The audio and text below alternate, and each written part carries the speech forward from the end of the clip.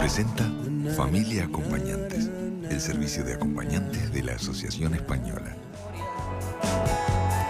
Muy bien, nos acompañan en este momento en estudio la madre de Mariana Cros, Ana María Ramírez. Gracias por estar aquí con nosotros. Saben que es un caso ya emblemático. Mariana estaba prácticamente terminando la Escuela Militar de Aeronáutica cuando queda embarazada y por reglamento debe abandonar. Reglamento que ha sido muy cuestionado desde diferentes ángulos, porque además ni siquiera permite retomar. Nosotros vamos a tener una conversación telefónica en instantes nada más con el vocero de la Fuerza Aérea para escuchar cuáles son los argumentos detrás de este reglamento. Y si además, en vista de toda la polémica que ha generado este caso, que no es el primero, tiene sus antecedentes, y hasta las denuncias que ha recibido por parte del Instituto de Derechos Humanos, a ver si es un reglamento que se puede llegar a revisar o no. Y me dicen que ya está en línea y estamos hablando con el coronel Guillermo Gurbindo. Sí, así es. Buenas tardes. Muchas gracias por esta comunicación, coronel. Por favor, a la orden. ¿Podría repasarnos primero el reglamento en cuestión y si se aplica exclusivamente en la Escuela Militar de Aeronáutica o es general a la Fuerza Aérea? Bueno, el reglamento, que es un decreto, el decreto 470 del 2007, habla particularmente del ingreso a la Escuela Militar de Aeronáutica. Pero tengo entendido que es muy similar con respecto a las otras armas castrenses también. Bien. ¿Cuál es el alcance de este argumento, de este reglamento? Bueno, este reglamento básicamente determina todos los requisitos relativos al ingreso de personal a los cursos que se dictan en el instituto mencionado, ¿no? Que es la Escuela Militar de Aeronáutica. Bien, estos requisitos tienen que ver con otras decisiones personales de las personas. Por ejemplo, la pareja, los hijos y demás. ¿Cuáles son los que son considerados un impedimento para poder seguir estudiando? Bueno, el artículo cuarto particularmente establece que la persona que ingresa básicamente debe permanecer en un estado diríamos, de soltero, ¿no? Durante el transcurso de la carrera, ¿no? ¿Y qué más? Y bueno, y que no puede tener descendencia y no puede ser, no puede ostentar el estado de viudez. Bien, podríamos repasar en esos tres ítems, a ver, ¿en qué cambiaría que alguien tenga una pareja mientras estudia, que alguien quede embarazada, si es mujer o si es padre, digamos, y enviudar? ¿Cómo se relacionan esos hechos en la vida personal con la incapacidad de poder seguir estudiando? Bueno, yo le voy a contar un poco someramente, ¿no? Porque demoraría muchísimo en explicarle todas las condiciones en las que esto afecta. Pero obviamente usted tiene una serie de requisitos que son propios o específicos de esta carrera que le lleva a que permanecer en esa situación es la mejor situación. Ustedes se cuenta de que, por ejemplo, nosotros tenemos maniobras, maniobras o actividades que llevan a veces varios días. Y si usted tiene descendencia, obviamente la madre no podría, o el padre, no podría cumplir, entendemos, ¿no? Se entiende por este reglamento, no podría cumplir debidamente con los requerimientos de la escuela y a su vez con los requerimientos de ser padre. Yo entiendo que a eso es lo que apunta este reglamento. Bien, ¿y por qué no podría retomar los estudios una vez que, bueno, esa necesidad de la presencia constante, una vez que ese binomio madre-hijo o padre-hijo puede separarse un poco más? ¿Por qué no podría retomar la persona los estudios? Bueno, eso yo entiendo que sería producto de una evaluación mucho más profunda, ¿no? Si es que cabría esa posibilidad. ¿No está negado por reglamento? Sí, hoy en día este artículo específicamente no lo autoriza a continuar con los estudios porque, como le digo, el artículo 4 determina eso de que no puede tener descendencia, ¿no? Cierta o esperada, y por lo tanto no podría, pero específicamente yendo de lleno a la pregunta que usted hace, entiendo que se podría rever tal como se está haciendo hoy en día. Se están reviendo este reglamento específicamente, a ver si cabría alguna mejora a hacerle o algún cambio a hacerle. Bien. En el caso de permanecer soltero, Sí. ¿cuál sería el argumento que de alguna manera imposibilite al estudiante cumplir con las maniobras y todo el horario y la carga horaria que se requiere en el estudio de esta actividad? No, justamente, es el reglamento lo especifica que usted debe permanecer soltero. ¿Pero por qué justamente? Por ¿Por qué eso- tener una pareja me va a imposibilitar? No, nadie le impide tener una pareja. Lo que se está impidiendo es, de acuerdo al reglamento que tenemos en vigencia, es tener descendencia. Pero usted sí puede tener todas las parejas que quiera, ¿no? Eso no hay ninguna parte del reglamento que lo niegue. Ah, como lo que pasa que como está escrito ahí, permanecer soltero. Ser soltero sin descendencia. No, bueno, a no ser que usted esté refiriéndose a que usted adquiera el derecho al estar casado. En eso sí no se puede. Casado no, porque no vaya a ser Casado. que tenga descendencia. Siempre el Exacto. punto es la descendencia. El punto de la descendencia, y yo no quiero entrar en consideraciones personales, pero porque la verdad que no participé en la redacción de este reglamento y no entiendo el espíritu, pero yo supongo que esto apunta a que quien opta por esta carrera, que obviamente sabe desde el primer momento las condiciones de ingreso, porque así se lo hacen saber, no se vea en esa disyuntiva de tener en algún momento del transcurso de la misma de optar entre el seguir esta carrera o atender las necesidades que todos sabemos como padre o madre se tienen. Bien, cuando se refiere a carrera se refiere a los años de estudio. Claro. Únicamente. Claro. Porque si fuera de carrera de por vida, hay tantas profesiones entonces que demandan esas disyuntivas. Bien, usted dice... Después de casarse, después de recibirse, puede contraer matrimonio y tener descendencia, obviamente. Usted dice que no estaba, obviamente, en la redacción de este reglamento, y tal vez no me lo pueda contestar, pero ¿le parece que lo comparte? Porque, a ver, seamos honestos en otro aspecto. Es muy probable y mucho más fácil para un hombre poder disimular su circunstancia de ser padre inesperadamente o no planificadamente o como quiera llamarle, mientras está estudiando. Bastaría con que no lo cuente. Bien. ¿No es ahí una situación en desventaja significativa que tiene la mujer? No, primero permítame puntualizar algunas cositas en la pregunta que usted me está haciendo.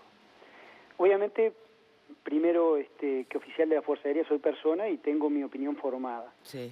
Pero no está en mí entrar en analizar la pertinencia de este reglamento, si está bien o está mal. Para eso están los profesionales del derecho, que son los que tienen que dirimir todo este tipo de cuestiones. Bien. ¿Y la segunda parte de la pregunta? La segunda parte de la pregunta, en cuanto a la... engloba la primera también. Usted podrá, desde ese punto de vista, como mujer o como hombre, decir, bueno, tiene, sí, algunas particularidades que hacen la diferencia, pero realmente no puedo entrar en el detalle porque, ya les dije, está relacionado con la primera parte de mi respuesta, de que no soy un profesional del derecho y no tengo por qué asumir más de la opinión personal que digo, la tengo. Está bien, coronel. Como representante de una institución, si esto está bien o está mal. Solamente somos ejecutores de una reglamentación que la creó los profesionales. La última pregunta. Yo no sé si tal vez sea por este caso puntualmente o tal vez es la sumatoria de otras posibles circunstancias similares. ¿La Fuerza Aérea tiene previsto poder rever ese reglamento o no va a haber tutía? No, sí, el reglamento está en revisión por el caso... ¿Concreto de Mariana? Exacto, por este caso en cuestión, está bajo revisión y bueno, supongo que luego de un estudio pormenorizado que se está haciendo el mismo, saldrán las modificaciones que se tengan que hacer o no. Bien. Coronel, muchísimas gracias de verdad por esta comunicación. Por favor, a la orden. Muchas gracias. Hasta acá la argumentación, que es más amplia seguramente, ¿no? y más profunda, incluso no se toca el tema de que es obvio que si tú estás embarazada y por indicación médica hay ciertas cosas que no podés hacer, bueno, nadie está discutiendo las cosas que son de sentido común. No podés volar. Claro.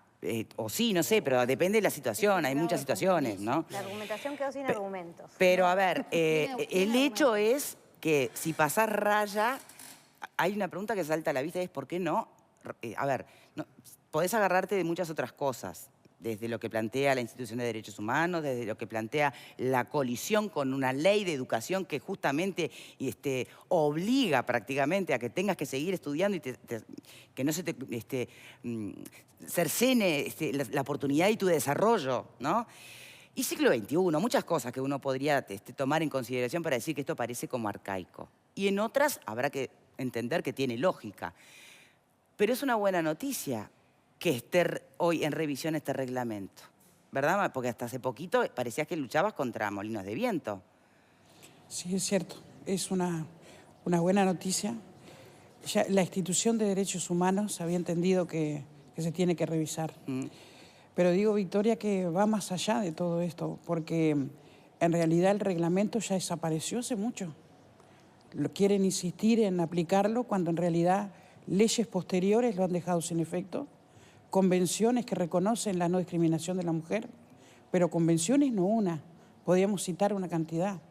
Podíamos citar el tema de los derechos humanos, leyes que ya lo hicieron desaparecer hace mucho tiempo. Vamos a darle la bienvenida a la directora de MISU Mujer y Salud en Uruguay, Liliana Brasinska, como que no hubiera pronunciado nunca este apellido. Gracias por acompañarnos, Liliana. Vero, buenas tardes para ti. Buenas tardes también para ti, Victoria. El gusto de saludarte a todos en el estudio y en sus casas. La pregunta hoy es con respecto a la maternidad y es la siguiente. ¿Crees que hay profesiones que la condicionan? Y nos podés hacer saber enviando un SMS al 1212 con la palabra boca 1 si pensás que sí y boca 2 por el no. También podés enviar tus comentarios a través de nuestro mail a estabocasmia@tele12.com, a nuestro Twitter @estabocasmia12 y también los esperamos en nuestro Facebook estabocasmia12. Ya están llegando comentarios que vamos a ir leyendo en la pantalla a lo largo del programa. Para leer también el tuyo tenés que enviar un mensaje de texto con la palabra boca. Dejas un espacio, nos comentás y lo mandás al 1212. Sobre este caso, Lilian, ¿hay algo más que agregar? Bueno, sí, esto es uno de los claros ejemplos de cómo se toman medidas de política pública que no se armoniza con lo que después es el discurso de respeto a convenciones y conferencias, donde el país, además, particularmente en estos últimos años, ha ido posicionando de la manera más progresista, porque uno podría tener la posición más conservadora de decir, efectivamente, las mujeres en la casa y cuidando a niños, ¿no? Tradicionalmente, esta concepción de la división sexual del trabajo, ¿no? Todo lo reproductivo en casa y con las mujeres, todo lo productivo y público en el ámbito de lo masculino. Esto no ha sido la elección del país, del Estado uruguayo. El Estado uruguayo ha ido hacia el reconocimiento pleno de hombres y mujeres como sujetos de derecho, y en este cambio, yo me lo puse a leer más detenidamente y realmente tiene varias vulneraciones. La de derechos sexuales y derechos reproductivos, la de derechos reproductivos, como es la que afecta particularmente esto de exigir una suerte de celibato en un Estado laico, ya de por sí violenta la laicidad del Estado uruguayo. Por otro lado, violenta el derecho reproductivo de cada persona y de cada pareja de poder decidir con libertad número y espaciamiento de sus hijos, pero además también sin ninguna razón aparente. Esto lo dice el Instituto Nacional de Derechos Humanos. Hay muchas otras dimensiones de la vida donde exige una dedicación, donde es del carácter individual el ver cuáles son las pérdidas que cada uno hace, si opta o no por esa personales. Exactamente. Lo que no puede haber a priori es una imposición, porque esto es violatorio justamente de una libertad y de una autonomía. Yo me acordaba, en esa época es increíble cómo pasaban dos cosas en el país, ¿no? ¿Esa época cuál? 2007, ¿no? En ese primer periodo de gobierno de izquierda o de la fuerza política de izquierda. ¿Qué fue cuando se aprobó este reglamento? que es cuando se aprueba este reglamento. Se aprueban otros también, si ustedes se acuerdan, estuvimos acá, la obligatoriedad de la mamografía, ¿no? Que también Ana Rosengur está contra el Estado justamente por esa obligatoriedad. Al mismo tiempo estábamos discutiendo el primer Plan Nacional de Igualdad de Oportunidades y Derechos, justamente reconociendo esto, que no se puede hacer diferencias basadas justamente en las particularidades que tienen biológicas hombres y mujeres, tratando de subsanar las brechas.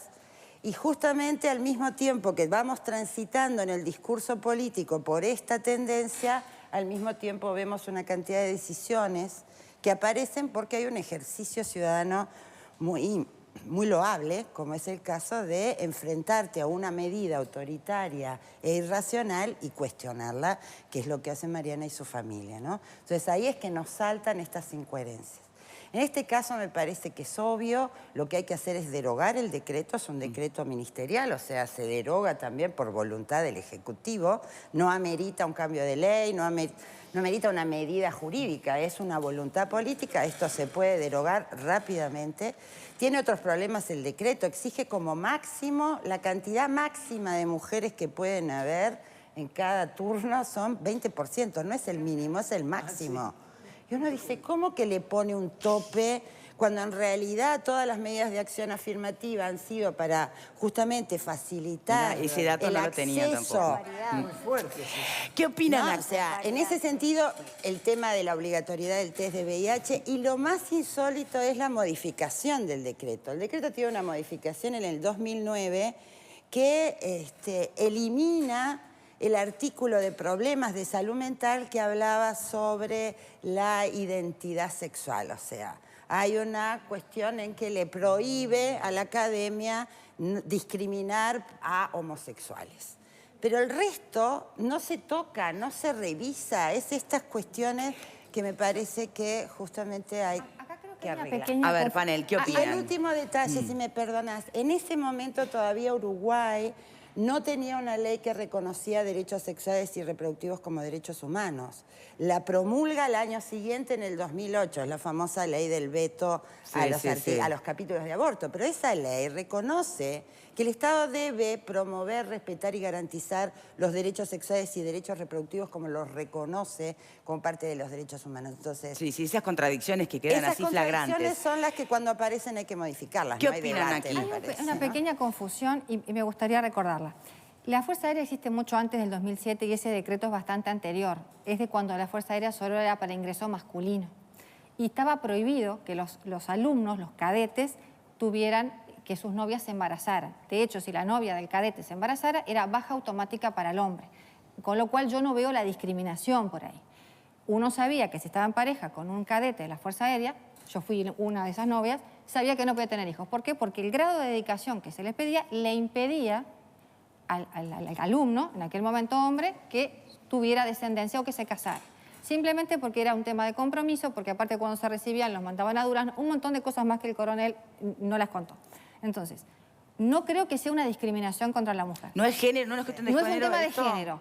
Para mí no es un tema de género. Que el decreto sea ilegal porque hay una ley que contempla la posibilidad de estudiar es otra historia y ahí tendría que ir por la vía de la desaplicación. Pero no lo está visualizando como una cuestión de género. No, porque al hombre también lo echan.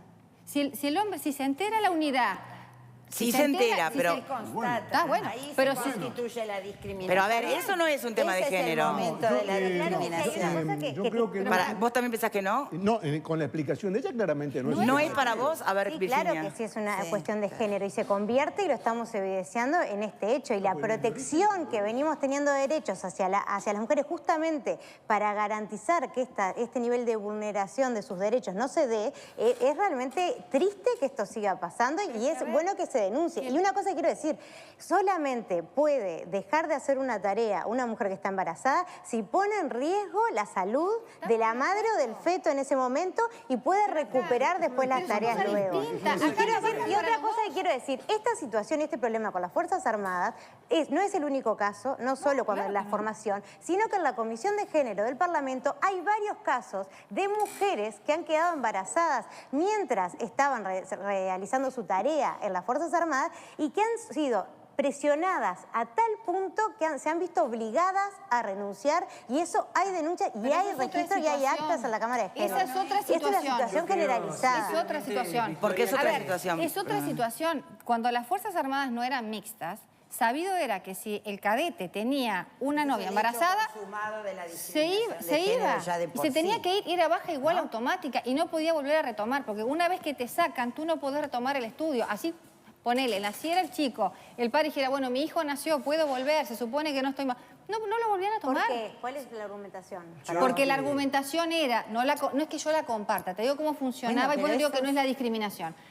La argumentación era que ellos te hacían firmar, cuando tú ingresabas, un compromiso que durante 5 años o 4 años, lo que durara, según 4 en la Fuerza Aérea, 5 en el Ejército, tú te comprometías a estar al servicio de la institución. Entonces no podías tener compromisos personales.